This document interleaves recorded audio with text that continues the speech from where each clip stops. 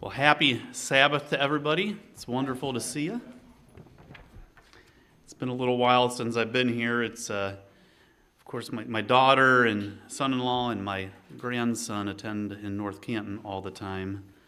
So it is a little more difficult to be in the Sabbath at a different location to them.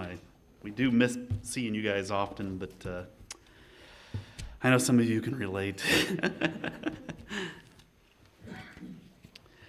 Well, in Matthew chapter 6, Jesus goes into much detail about different aspects of prayer. It is here in verses 9 through 13 that the model prayer is given. The problem is that people often take the model prayer that Jesus gave and wrongly change this into an almost like a chant-like recitation. And they'll say it over and over again as a prayer and just recite that over and over as a prayer. But that breaks really the instruction before in verse 7 of not using meaningless repetition. Well, also in chapter 6, before this, in verses 5 through 6, Jesus gives another instruction about prayer. He says in verse 5, "When you pray, you are not to be like the hypocrites, for they love to stand and pray in the synagogues and on the street corners, so that they may be seen by men. Truly, I say to you that they have their reward in full. But in verse 6, when you pray, go into your inner room, close your door, and pray to your Father who is in secret. Or pray to your Father who is in secret, and your Father who sees what is done in secret will reward you." So when we read this verse, and we think about what Christ said, did Christ intend that we must privately pray in our prayer closet, almost to the exclusion of praying together in public, outside of a church service or funeral or wedding or formal occasion? Today I would like to review a few different examples of prayer recorded in Acts. Example number 1. Let's turn to Acts chapter 12.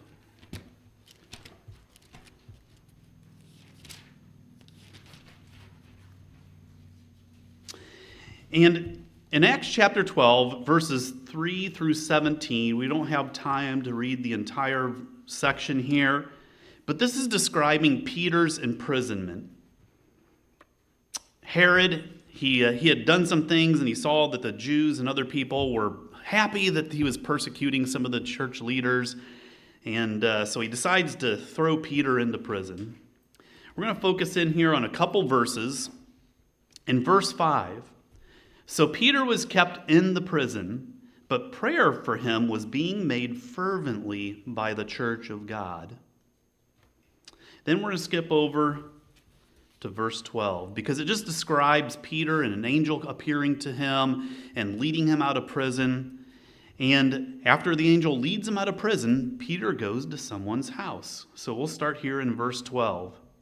"And when he had realized this, he went to the house of Mary, the mother of John, who was also called Mark. There were many gathered there together, and they were praying."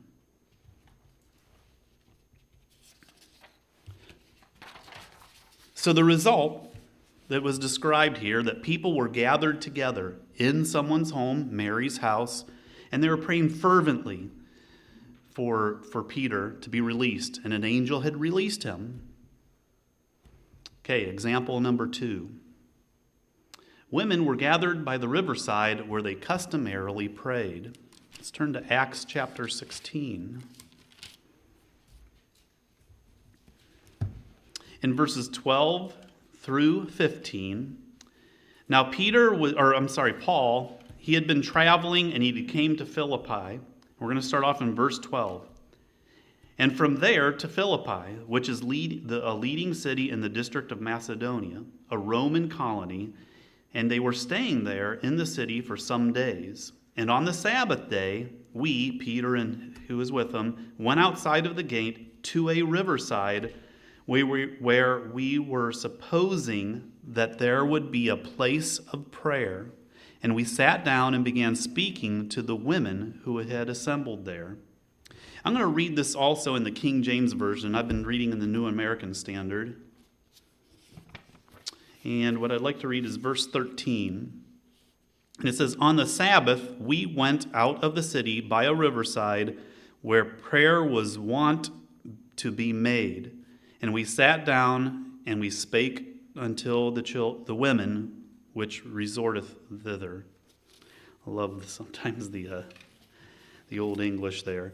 So I want to focus in, it says, where prayer was wont to be made. If you look up "was wont," I was like, man, what is that? Well, in the Greek, it's G3543. And the dictionary says to regard or acknowledge as a custom or to hold as customary.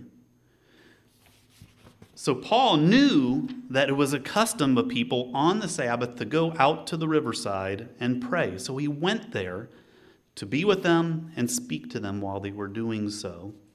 As a result of this, if you read further down in verses 14, a woman named Lydia from the city of Thyatira, a seller of purple fabrics, a worshiper of God, was listening. So she was there also while they were praying and listening to Paul speak.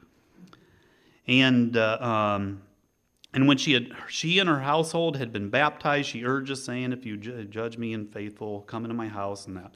So anyways, as a result of her being there and listening to Paul, her and her whole household was baptized.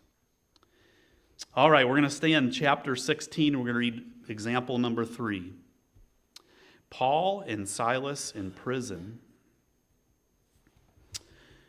So we're going to read a few verses here. So let's see, the crowd rose up together in verse 22. They captured them, put them in prison. They chained them up and they stuck them in the inner parts of the prison. And in verse 25, we'll focus here.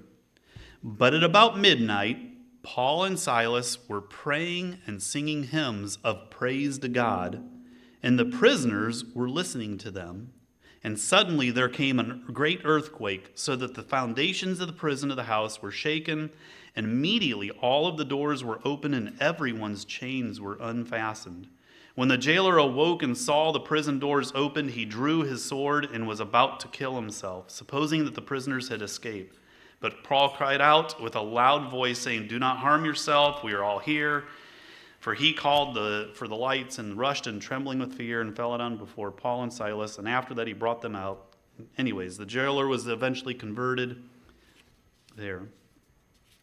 So, what we can see here is Paul and Silas, they were in the middle of the prison. They weren't quietly praying and singing to themselves. It wasn't something where, like if you remember Hannah, where she had been praying and Eli saw her and she was praying quietly, but she mouthed and he thought she was crazy or drunk or something, just kind of babbling to herself. So they weren't quietly praying to themselves. They were praying and singing loud enough so that the prisoners heard them all around. Eventually, as a result of this, the jailer is baptized from the miracle that happened. So let's review these examples and look at a few points. We're going to answer a couple questions from these: who, how, where, and why. So in the first example that we read, the brethren or people were gathered together in someone's home. They were there fervently praying for God's intervention for an individual. In the King James Version, fervently is translated without ceasing. So some descriptors are who. Who was praying? It was the brethren that were gathered here together. How were they praying? They were praying together without ceasing. Where? Again, in someone's home. And why were they praying together? They were specifically coming together to pray for God's intervention for a person. In the second example, Paul seeks out a public location where people go and prayer is made. Some descriptors are, who was praying there? There were women that were gathered there praying. How? Now this scripture didn't define any type of how they were praying together. Where were they praying? They were praying in public by the riverside. And why were they praying? It was their custom to go there. Paul knew that they would be gathered there to be praying, and it was their custom to do so possibly on the Sabbath day. In the third example, Paul and Silas, they pray in their jail either together or individually, or maybe a combination of the two. Some of the scriptures are who was praying. It was Paul and Silas that were praying. How? They're actually praying loud enough for the other prisoners to hear them. Where? They were in the inner portion of the jail. I mean, they put them in there for a reason. They wanted them to be at the center of the jail so there couldn't be anybody from the outside that would be there. So they were in the center and people around them could hear. Now, why were they praising? They weren't really praying for God to release them. It says they were praising God. That is specifically what it said that they were doing.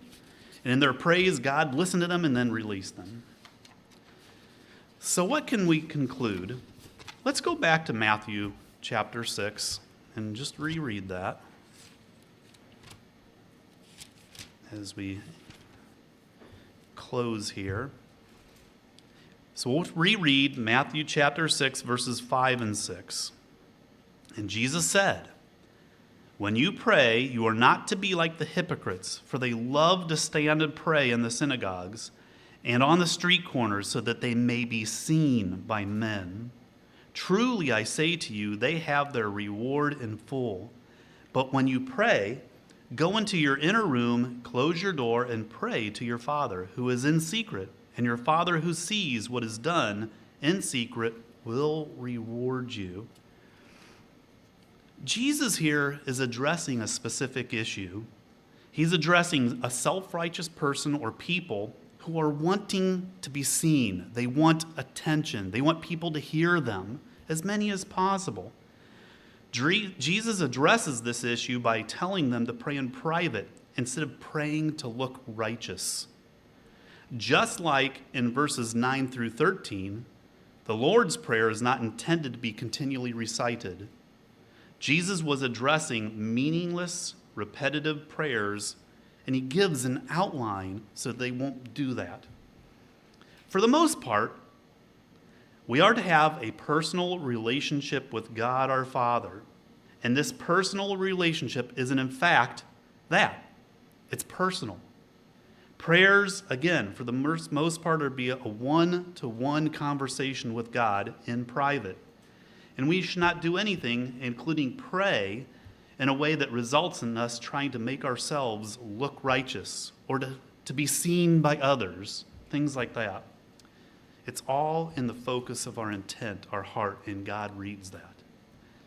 But, as we can see from a few specific examples in Acts, Jesus' statement in Acts 6:6 was not interpreted by the apostles to mean that brethren cannot pray together, they cannot pray in homes together in public, or in a way that others can hear.